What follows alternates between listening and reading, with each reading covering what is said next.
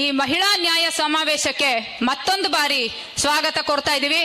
ಒಂದು ಘೋಷಣೆ ಹೇಳಿ ಈ ಪ್ರಾಸ್ತಾವಿಕ ಮಾತುಗಳನ್ನ ಆಡುವಂಥದ್ದು ಅರ್ಥಪೂರ್ಣ ಅಂತ ನನ್ಗೆ ಅನ್ಸಿರೋದ್ರಿಂದ ಈ ಘೋಷಣೆಯನ್ನು ನಾನು ಹೇಳ್ತೀನಿ. ದಯಮಾಡಿ ಎಲ್ಲರೂ ಇದರ ಜೊತೆಯಲ್ಲಿ ಧ್ವನಿಗೂಡಿಸಬೇಕು.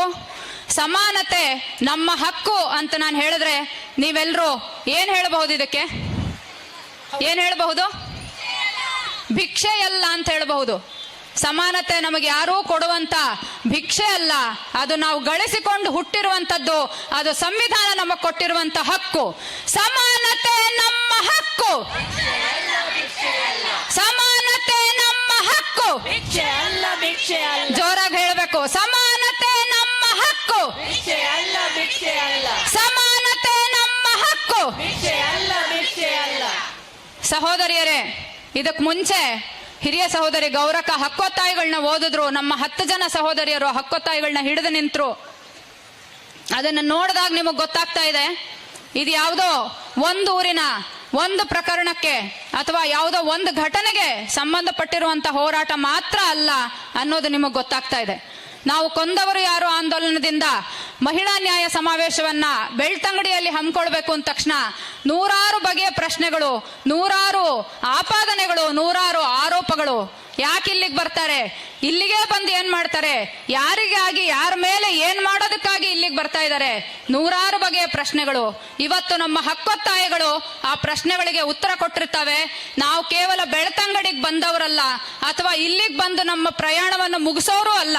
ಮಹಿಳಾ ಚಳವಳಿಯ ಈ ಪ್ರಯಾಣ ಶುರು ಆಗಿದ್ದು ಬಹಳಷ್ಟು ವರ್ಷಗಳ ಹಿಂದೆ. ನೂರಾರು ವರ್ಷಗಳಿಂದ ಮಹಿಳೆಯರು ನಡೆಸ್ಕೊಂಡು ಬಂದಿರುವಂತ ಆಂದೋಲನದ ಕೆಲವು ಪ್ರತಿನಿಧಿಗಳು ನಾವಿವತ್ತು ಇಲ್ಲಿದ್ದೀವಿ. ಮತ್ತು ಮುಂದೆನೂ ಕೂಡ ಎಷ್ಟೋ ಜನ ಮಹಿಳೆಯರು, ಎಷ್ಟೋ ಜನ ನಮ್ಮ ಕಿರಿಯ ಸಹೋದರಿಯರು ಈ ಹೋರಾಟದ ಕಿಡಿಯನ್ನ, ಈ ಹೋರಾಟದ ಪಂಜನ್ನ ಹಿಡಿದು ಮುನ್ನಡಿತಾರೆ.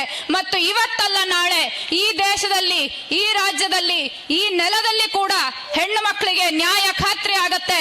ಇವತ್ತಲ್ಲ ನಾಳೆ ಹೆಣ್ಣು ಮಕ್ಕಳಿಗೆ ಸಂವಿಧಾನ ಕೊಟ್ಟಿರುವಂತ ಸಮಾನತೆ ಖಾತ್ರಿ ಆಗತ್ತೆ. ಈ ಭರವಸೆಯ ಜೊತೆಗೆ ಇಲ್ಲಿ ಬಂದು ಸೇರ್ಕೊಂಡಿರುವಂತವ್ರು ನಾವು. ಇಲ್ಲಿಗೆ ಯಾಕೆ ಬರ್ತಾ ಇದ್ದೀರಿ, ಇಲ್ಲಿ ಬಂದು ಏನ್ ಮಾಡ್ತೀರಿ ಅಂದ್ರೆ ಆ ಕೇಳೋಂಥವರಿಗೆ ನಾವಿವತ್ತು ಇಲ್ಲಿಂದ ಈ ಎಲ್ಲ ಸಹೋದರಿಯರ ಪರವಾಗಿ ಹೇಳೋದಕ್ಕೆ ಬಯಸ್ತೀವಿ, ನಾವು ಇಲ್ಲಿಗೆ ಮಾತ್ರ ಬಂದವರಲ್ಲ.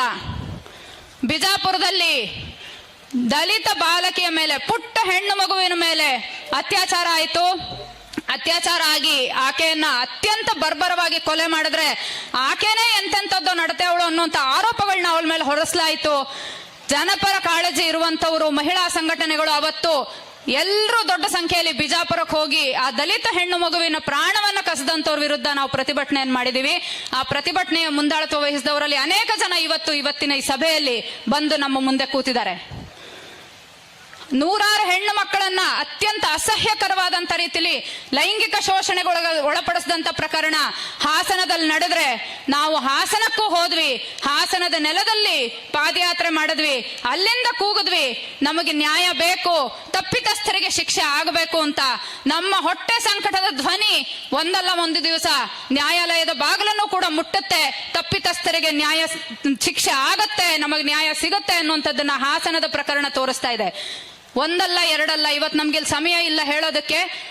70ರ ದಶಕದ ಮಥುರಾ ಪ್ರಕರಣದಿಂದ ಹಿಡ್ಕೊಂಡು ಅಥವಾ 90ರ ದಶಕದ ಭೌರಿ ದೇವಿ ಮೇಲೆ ನಡೆದ ಸಾಮೂಹಿಕ ಅತ್ಯಾಚಾರದ ವಿರುದ್ಧದ ಹೋರಾಟದಿಂದ ಹಿಡ್ಕೊಂಡು ಅಥವಾ ಮಹಾರಾಷ್ಟ್ರದಲ್ಲಿ ಖೈರ್ಲಾಂಜಿಯಲ್ಲಿ ನಡೆದಂತ ತಾಯಿ ಮಗಳು, ದಲಿತ ತಾಯಿ ಮಗಳು ಹೋರಾಡಿದಂತ ದಿಟ್ಟ ಹೆಣ್ಣು ಮಕ್ಕಳು ಪ್ರಿಯಾಂಕಾ ಬೋತಮಾಂಗೆ, ಸುರೇಖಾ ಬೋತಮಾಂಗೆ ಮೇಲೆ ನಡೆದಂತ ಅತ್ಯಾಚಾರ ಪ್ರಕರಣದ ಹಿಡ್ಕೊಂಡು ಎಲ್ಲೇ ದೌರ್ಜನ್ಯ ನಡೆದ್ರು ಅಲ್ಲಿ ಹೋಗಿ ನಾವು ಸೇರಿದೀವಿ. ಇವತ್ತು ನಾವು ಯಾಕೆ ಬರಬಾರ್ದು ಇಲ್ಲಿಗೆ? ಯಾಕೆ ಬರಬಾರ್ದು ಬೆಳ್ತಂಗಡಿಗೆ? ಯಾಕೆ ನಾವು ಪ್ರಶ್ನೆ ಮಾಡಬಾರ್ದು? ಯಾರು ಇಲ್ಲಿ ಮಹಿಳೆಯರನ್ನ ಕೊಂದವರು ಅನ್ನೋಂಥ ಪ್ರಶ್ನೆನ ನಾವು ಯಾಕೆ ಕೇಳಬಾರ್ದು? ಯಾರು ನಮ್ಮನ್ನು ತಡೆಯುವಂಥವ್ರು? ಯಾಕೆ ನಮ್ಮನ್ನು ತಡಿತೀರಿ? ತಡೆಯುವಂಥವರಿಗೆ, ಈ ಸಮಾವೇಶದ ಮೇಲೆ, ಈ ಹೋರಾಟದ ಮೇಲೆ ಆಪಾದನೆ ಹೊರಸುವಂಥವರಿಗೆ ನಿಮ್ಮ ಆತ್ಮಸಾಕ್ಷಿಯಲ್ಲಿ ಹುಳುಕಿರಬೇಕು. ಮುಟ್ಟು ನೋಡ್ಕೊಳ್ಳಿ, ನಿಮ್ಮ ಎದೆಗಳನ್ನ ಮುಟ್ಟು ನೋಡ್ಕೊಂಡು ಹೇಳಿ, ನೀವಲ್ವಾ ಕೊಂದವರು ಅಥವಾ ನೀವಲ್ವಾ ಕೊಂದವರನ್ನ ಬೆಂಬಲಿಸಿದವರು? ನಿಮ್ಮ ಆತ್ಮಸಾಕ್ಷಿಯನ್ನು ಮುಟ್ಟು ನೋಡ್ಕೊಳ್ಳಿ. ಸರ್ಕಾರದಲ್ಲಿ ಮೇಲ್ಗಡೆ ಕೂತಂತವರು, ಮಾನ್ಯ ಮುಖ್ಯಮಂತ್ರಿಗಳು, ಮಾನ್ಯ ಗೃಹ ಸಚಿವರು, ಮಾನ್ಯ ಉಪಮುಖ್ಯಮಂತ್ರಿಗಳು, ಮಾನ್ಯ ಮಹಿಳಾ ಮತ್ತು ಮಕ್ಕಳ ಅಭಿವೃದ್ಧಿ ಸಚಿವರು, ನೀವು ನೋಡ್ಕೊಳ್ಳಿ ಯಾರನ್ನು ಬೆಂಬಲಿಸಬೇಕಾಗಿತ್ತು, ಯಾರನ್ನು ಬೆಂಬಲಿಸ್ತಾ ಇದ್ದೀರಿ. ನಾವು ನೊಂದಂತ ಹೆಣ್ಣು ಮಕ್ಕಳು ಇಲ್ಲೇ ಇದೀವಿ. ನೊಂದಂತ ಹೆಣ್ಣು ಮಕ್ಕಳು ತಮ್ಮ ಕುಟುಂಬದ ಕರುಳ ಕುಡಿಗಳನ್ನ ಕಳ್ಕೊಂಡಂತ ತಾಯಂದ್ರು ಇವತ್ತು ಇಲ್ಲೇ ಇದ್ದಾರೆ. ನಮಗ್ ನ್ಯಾಯ ಖಾತ್ರಿಪಡಿಸುವಂತವ್ರು ಯಾರು? ನಿಮಗ್ ಜವಾಬ್ದಾರಿ ಇಲ್ವಾ ನಮಗ್ ನ್ಯಾಯ ಕೊಡುವಂತದ್ದು? ಈ ನೆಲದ ಹೆಣ್ಣು ಮಕ್ಕಳಿಗೆ ನೀವು ಉತ್ತರದಾಯಿಗಳಲ್ವಾ? ನೀವು ಹೊಣೆಗಾರರಲ್ವಾ? ಒಂದು SIT ರಚನೆ ಆಯ್ತು, ಇವತ್ತಲ್ಲ ನಾಳೆ ನಮಗ್ ನ್ಯಾಯ ಸಿಗಬಹುದು ಅಂತ ನಾವೆಲ್ಲರೂ ಅದನ್ನ ಸ್ವಾಗತ ಮಾಡಿದ್ವಿ. ಏನ್ ಮಾಡಿದ್ರಿ ನೀವು ತನಿಖೆಯಲ್ಲಿ? ಎಲ್ಲಿ ಹೋಯ್ತು ಹೆಣ್ಣು ಮಕ್ಕಳ ಮೇಲಿನ ದೌರ್ಜನ್ಯದ ವಿಚಾರ? ನಾವಿವತ್ತು ಯಾಕಿಲ್ ಬಂದಿದೀವಿ ಅಂದ್ರೆ, ನಮಗ್ ಗೊತ್ತಿರುವಂತ ವೇದವಲ್ಲಿ, ಪದ್ಮಲತಾ, ಸೌಜನ್ಯ, ಯಮುನಾ, ಹೇಮಾವತಿ ಇಂತ 10 ಹೆಣ್ಣು ಮಕ್ಕಳು ಮಾತ್ರ ಅಲ್ಲ, RTI ಅರ್ಜಿಗಳಲ್ಲಿ ಬಂದಂತ ಅಂಕಿಅಂಶ ಮಾಹಿತಿ ಕೊಡುತ್ತೆ. 2001ರಿಂದ 2012 ತನಕ ಕೇವಲ 12 ವರ್ಷಗಳಲ್ಲಿ 452 ಅಸಹಜ ಸಾವುಗಳು ನಡೆದಿದ್ದಾವೆ, ಆತ್ಮಹತ್ಯೆ ಪ್ರಕರಣಗಳು ನಡೆದಿದ್ದಾವೆ. ಅದರಲ್ಲಿ ಮಹಿಳೆಯರ ಸಾವುಗಳು 96. ಒಂದು ವರ್ಷದಲ್ಲಿ ಅಸಹಜವಾಗಿ ಮಹಿಳೆಯರ ಸಾವು ನಡೆಯುವಂತ ವಾರ್ಷಿಕ ಸರಾಸರಿ 37, ಕೇವಲ 37. ಅದೇ ಈ ಭಾಗದಲ್ಲಿ ನಡೆಯುವಂತ ವಾರ್ಷಿಕ ಸರಾಸರಿ ಅದಕ್ಕಿಂತ ಎಷ್ಟೋ ಹೆಚ್ಚು ಅನ್ನೋದನ್ನ ಈ ಅಂಕಿಅಂಶಗಳು ತೋರಿಸ್ತಾ ಇದ್ದಾವೆ. ವಾರ್ಷಿಕ ಸರಾಸರಿ ಅದಕ್ಕಿಂತ 2ರಿಂದ 3 ಪಟ್ಟು ಹೆಚ್ಚಿದೆ. ಹಾಗಾಗಿರೋದ್ರಿಂದ ಇಲ್ಲಿಗೆ ನಾವು ಬರ್ತಾ ಇದೀವಿ. ಆ ಎಲ್ಲ 100 ಜನ ಹೆಸರಿಲ್ಲದ ಹೆಣ್ಣು ಮಕ್ಕಳಿಗೂ ಕೂಡ ನ್ಯಾಯ ಸಿಗಬೇಕು. 100 ಜನ ನಾಗರಿಕರು ಪ್ರಾಣ ಕಳ್ಕೊಂಡಂತವರಿಗೆ ನ್ಯಾಯ ಸಿಗಬೇಕು. ಮತ್ತು ಆ ಎಲ್ಲದಕ್ಕೂ ಏನ್ ಕಾರಣ ಅನ್ನುವಂಥದ್ದನ್ನ ಗುರುತಿಸಬೇಕು ಅಂತ. ಈ ಎಲ್ಲ ಹಿನ್ನೆಲೆಯಲ್ಲಿ ನಾವೆದ್ದು ನಿಲ್ಲದಿದ್ದರೆ ಅನ್ನುವಂತ ಒಂದು ಮಹಿಳಾ ಸಂಘಟನೆಗಳು ಮತ್ತು ಮಹಿಳಾ ಪರ ಸಂಘಟನೆಗಳ ವೇದಿಕೆ ಆಗಸ್ಟ್ ತಿಂಗಳಿನಲ್ಲಿ ಕೊಂದವರು ಯಾರು ಆಂದೋಲನವನ್ನ ಆರಂಭ ಮಾಡಿತು. SIT ಒಂದು ಮುಖವಾಗಿ ಕೇವಲ ಸಾಮೂಹಿಕ ಹೆಣ ಹೂಳುವಿಕೆ ಪ್ರಕರಣಗಳನ್ನ ತನಿಖೆ ಮಾಡುವಂತದ್ದಲ್ಲ, ಬದಲಿಗೆ ಅದರ ರಚನೆ ಆಗುವಾಗ ಮಹಿಳಾ ಆಯೋಗದ ಅಧ್ಯಕ್ಷರ ಪತ್ರದಲ್ಲಿದ್ದಂತ ಆಶಯಕ್ಕೆ ತಕ್ಕನಾಗಿ ಮತ್ತು ರಚನೆಯ ಆದೇಶಕ್ಕೆ ಅನ್ವಯವಾಗಿ SIT ಎಲ್ಲ ಮಹಿಳೆಯರ ಮೇಲಿನ ದೌರ್ಜನ್ಯ ಪ್ರಕರಣಗಳ ಸಮಗ್ರ ತನಿಖೆ ಮಾಡಬೇಕು ಮತ್ತು ನೊಂದಂತ ಕುಟುಂಬಗಳಿಗೆ, ನೊಂದಂತ ಹೆಣ್ಣು ಮಕ್ಕಳಿಗೆ ನ್ಯಾಯ ಒದಗಿಸಬೇಕು ಅನ್ನುವಂಥದ್ದು ನಮ್ಮ ಆಗ್ರಹ ಆಗಿದೆ. ಆದ್ರೆ ಅಷ್ಟು ಮಾತ್ರ ಅಲ್ಲ, ನಮ್ಮದು ಅದಕ್ಕಿಂತ ಬಹಳ ದೊಡ್ಡ ಪ್ರಶ್ನೆ. ಇಷ್ಟೆಲ್ಲ ದೌರ್ಜನ್ಯಗಳು ನಡೀತಾ ಇರಬೇಕಾದ್ರೆ ವ್ಯವಸ್ಥೆ ಏನ್ ಮಾಡ್ತಾ ಇತ್ತು? ವ್ಯವಸ್ಥೆ ಇಂತಹ ದೌರ್ಜನ್ಯಗಳು ನಡೆಯೋದಕ್ಕೆ ಹೇಗೆ ಅವಕಾಶ ಮಾಡಿಕೊಡ್ತು? ಸರಣಿ ಅಪರಾಧ ಘಟನೆಗಳು ನಡೆದವು. ಅಪರಾಧಿಗಳು ಅಂತ ಯಾರನ್ನ ಬಂಧಿಸಲಾಯ್ತು ಅವರೆಲ್ಲರೂ ನಿರಪರಾಧಿಗಳು ಅಂತೇಳಿ ನ್ಯಾಯಾಲಯ ಅವ್ರನ್ನ ನಿರ್ದೋಷಿಗಳಾಗಿ ಹೊರಗೆ ಬಿಡ್ತು. ಹಾಗಾದ್ರೆ ನಿಜವಾಗ್ಲೂ ಕೊಂದವರು ಯಾರು?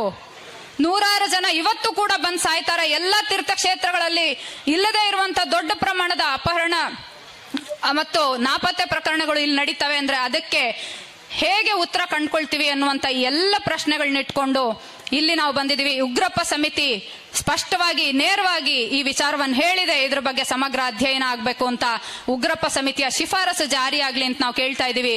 ಮತ್ತು ಇಲ್ಲಿ ಸೇರಿರುವಂತ ನಮ್ಮೆಲ್ಲರ ಒಕ್ಕೊರಲಿನ ಒಂದು ವಿಚಾರ ಏನಂದ್ರೆ, ನಮ್ಮ ಮಟ್ಟಕ್ಕೆ ನ್ಯಾಯ ಅಂದ್ರೆ ಕೇವಲ ಶಿಕ್ಷೆ ಮಾತ್ರ ಅಲ್ಲ. ಖಂಡಿತವಾಗಿ ಅಪರಾಧಿಗಳಿಗೆ ಶಿಕ್ಷೆ ಆಗ್ಬೇಕು, ಆದ್ರೆ ಶಿಕ್ಷೆ ಮಾತ್ರ ಅಲ್ಲ. ಇದಾದ ನಂತರದಲ್ಲಿ ಈ ಸಮಾಜದಲ್ಲಿ ಒಂದು ಪರಿವರ್ತನೆ ಬರಬೇಕು. ಎಲ್ಲರೂ ಪರಸ್ಪರರನ್ನ ಸಹಜೀವಿಗಳಾಗಿ, ಸಹಮಾನವರಾಗಿ ಗೌರವಿಸುವಂತ, ಪರಸ್ಪರ ಪ್ರೀತಿ ವಿಶ್ವಾಸದಿಂದ ನಡೆಯುವಂತ ವಾತಾವರಣ ಬೆಳಿಬೇಕು. ಅದರೊಂದಿಗೆ ಹೊಣೆಗಾರಿಕೆ ರೂಪುಗೊಳ್ಳಬೇಕು. ಇಲ್ಲಿ ನೊಂದಂತ ಜೀವಗಳಿಗೆ ಶಮನ, ಸಾಂತ್ವನ ಸಿಗಬೇಕು. ಘನತೆ ಮತ್ತು ಪ್ರೀತಿ ಈ ನೆಲದಲ್ಲಿ ಮೊಳಕೆ ಒಡಿಬೇಕು. ಮತ್ತೊಂದು ಬಾರಿ ಹೇಳ್ತೀನಿ, ಘನತೆ ಮತ್ತು ಪ್ರೀತಿ ಈ ನೆಲದಲ್ಲಿ ಮೊಳಕೆ ಒಡಿಬೇಕು ಅನ್ನುವಂತ ಆಶಯದ ಜೊತೆಗೆ ನಾವೆಲ್ಲರೂ ಇವತ್ತು ಇಲ್ಲಿ ಸೇರಿದೀವಿ. ಕಾರ್ಯಕ್ರಮ ಮುಂದುವರಿಯುತ್ತೆ. ಇವತ್ತೊಂದು ದಿವಸಕ್ಕೆ, ಇವತ್ತೊಂದಿನ ಸಮಾವೇಶಕ್ಕೆ ಈ ಕಾರ್ಯಕ್ರಮ ಮುಕ್ತಾಯ ಆಗೋದಿಲ್ಲ. ನಮ್ಮ ಈ ಹೋರಾಟ ನಿರಂತರವಾಗಿ